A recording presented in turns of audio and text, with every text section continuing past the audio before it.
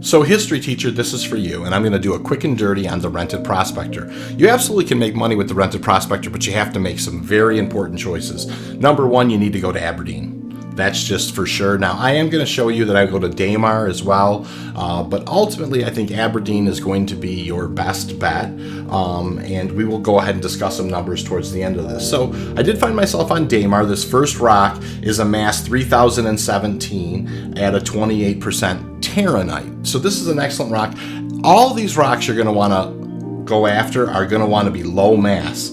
You can see the second rock here that I get into is a 2484 mass Hephaestonite rock at 21%. This isn't a great choice, I've decided. You're really going to want to go after Laranite, Taranite, and Bexalite.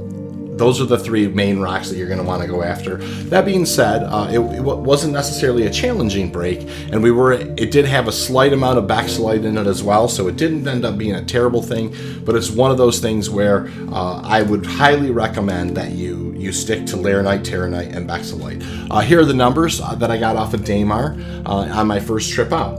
I didn't make my way back over to Aberdeen. This is exactly where you're going to want to be. This is a 3383 mass, a 17% Taranite rock, and a really good one as well. This ended up producing about 33,000 AUEC. So the second rock that we get into here, though, is really your holy grail. This is your 15% Bexalite rock.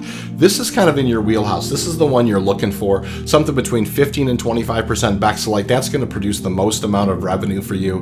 Not to skip over, any other Laranite or Taranite that are in good percentages, but if you find Bexalite, go ahead and grab it. This last rock is a 15% Laranite rock. Excellent rock as well. And so on this second run, I was able to bring in around 75,000 or so. So with that being said, let's go ahead and take a look at the numbers. So let's take a look at the mining numbers here. It's important sometimes to kind of lay all this stuff out in the most simplest fashion. So we have a mining ledger here, and the rental costs were about $51,500. The refining costs were $5,000 using the Dynex solvenation. Repairs and refueling were about $1.5K, and the mineral values that I took in were about $143,000 over 2 runs. So $143,000 minus your costs of $58K, I came away with about an $85K profit. That's in about 2 to 2.5 hours worth of mining, 2 runs, but there was some travel in between there. I started out at CRUL1, I went over to Damar, I then went to HURL1 and decided that Aberdeen was by far going to be your best choice. So a couple of things when you're doing the rented prospecting. Number one, Aberdeen is really going to be fantastic. It's going to have your Bexalite, your Laranite, and your Taranite. Those are the 3 big ones that you're going to be looking for. Also, simple to break.